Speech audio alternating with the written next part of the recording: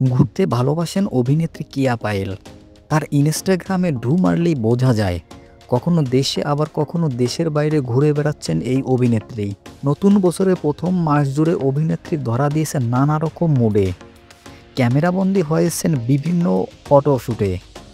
আজকের আয়োজনে কিয়া পায়েলের জানুয়ারির ডায়েরি ছবির গল্পে তার স্টাইলিশ লুকগুলো দেখে নেওয়া যাক ভিডিওতে। একদম নো মেকআপ লুকে ধরা দিয়েছেন এই অভিনেত্রী।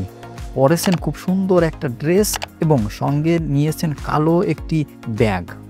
ড্রেসের ব্যাগ স্টিল ডিজাইনে নজর কেড়েছে। সঙ্গে পরেছেন কালো স্লিপার। কালো ড্রেসে স্টাইলিশ কিয়া পায়েল। অনঙ্কুশ হিসাবে বেছে নিয়েছে কালো র্যাপিড শেপের সানগ্লাস আর কালো ব্যাগ। ছেড়ে রাখা চুল, মিনিমাম মেকআপে সুন্দর লাগছে এই অভিনেত্রীকে।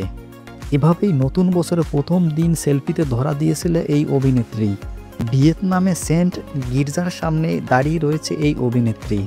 দেখতেও খুব স্টাইলিশ মনে হচ্ছে। ক্যাজুয়াল লুকে বেশ স্টাইলিশ আর ফুরফুরে মুডে ক্যামেরাবন্দি হয়েছেন কিয়া পায়েল। খুশি কাটার সাদা সিভলেস জামায় শুভ্র আবেদন ছড়াচ্ছেন এই অভিনেত্রী। শাড়িতে বাঙালি নারী সবচেয়ে আবেদনময়ী এবং শাড়িতেও খুব সুন্দর লাগছে এই অভিনেত্রীকে।